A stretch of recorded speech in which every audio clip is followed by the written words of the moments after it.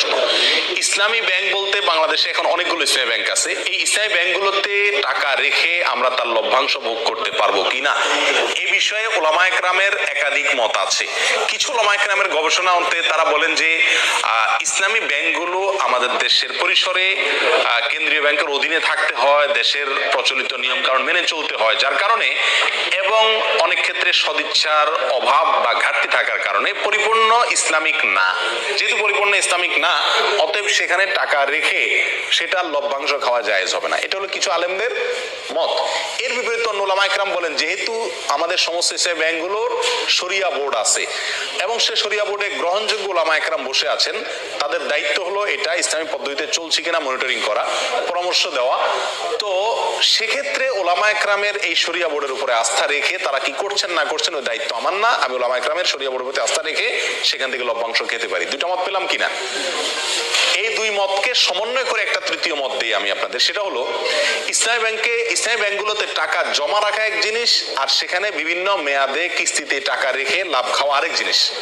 ইসলামী ব্যাংকগুলোতে টাকা রাখা শুধু জায়েজই নয়, বরং জরুরি এবং উত্তম, এবং একজন মুমিন হিসেবে আমরা বাধ্য টাকা জমা রাখা যে কোনো ইসলামী ব্যাংকে।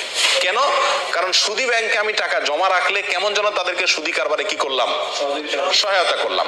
আমার এই টাকাটা পেয়ে তারা সুদে সহায়তা করবে। ইসলামী ব্যাংকগুলো আর কিছু করুক আর না করুক, একটা কাজ তো তারা করবে, সেটা কি? আমার এই টাকাটা নিয়ে সুদ যে হারাম এই একটা কনসেপ্ট ইসলামী ব্যাংকগুলো বাংলাদেশে বিস্তার করছে কি করে নাই? অন্য ব্যাংকগুলো তো বলে কয়ে ঘুষ দিয়ে ঘোষণা দিয়ে কি দেয়, সুদ দেয়। আর সুদ যে হারাম এই কনসেপ্টটা ইসলামী ব্যাংকগুলো বাংলাদেশে একরকম প্রতিষ্ঠিত করছে। বাস্তবায়ন যাই হোক এটা জানাইছে, এলেমটা তারা প্রচার করছে। স্বীকৃতি এবং স্লোগান হলো তারা সুদমুক্ত ব্যাংকিং চায়। অতএব তাদের কাছে টাকা রাখা আর সুদী ব্যাংকে টাকা রাখা বেশ কম আছে না নেই? সুদী ব্যাংকে টাকা রাখা মানে সরাসরি সুদখোরকে আমি হেল্প করা, ঠিক না? তাহলে আমরা ইসলামী ব্যাংকের টাকা জমা রাখবো অন্য ব্যাংকের উপরে প্রাধান্য দিয়ে, এতে কোনো সন্দেহ নাই। দ্বিতীয় হলো টাকা বিভিন্ন পলিসিতে রেখে সেখান থেকে কি খাওয়া, লাভ খাওয়া। এটা হালাল কিনা তার জন্য বলেছি ওলামায়ে কেরামদের একটি মত। অনেকে বলেছেন যে এটা হালাল, কারণ এখানে শরিয়া বোর্ড আছে, ওনারা দেখছেন, আমার আর ভেতর দেখার দরকার নাই, বাকি দায়িত্ব তাদের, আল্লাহর কাছে তারা সব বিষয়ে তো আমি গভীরে যা দেখার দরকার নাই, জরুরি না।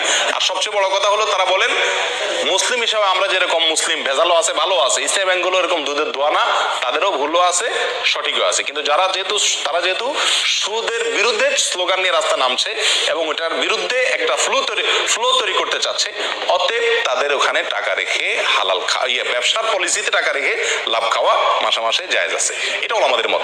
অন্য ওলামায়ে কেরাম বলেন যে না, পরিপূর্ণভাবে ইসলামীভাবে চলতে পারে না, বাধা আছে, অথবা সদিচ্ছার অনেক ক্ষেত্রে অভাব আছে, এই জন্য না জায়েজ।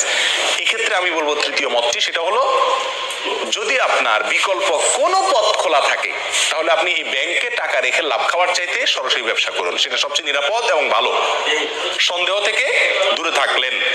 আর যদি অন্য কোনো সমস্ত উপায়গুলো বন্ধ হয়ে যায় তাহলে ইনশাআল্লাহ বিদিনিল্লাহ এটা পরিপূর্ণ হারাম হবে না। আল্লাহু আলাম।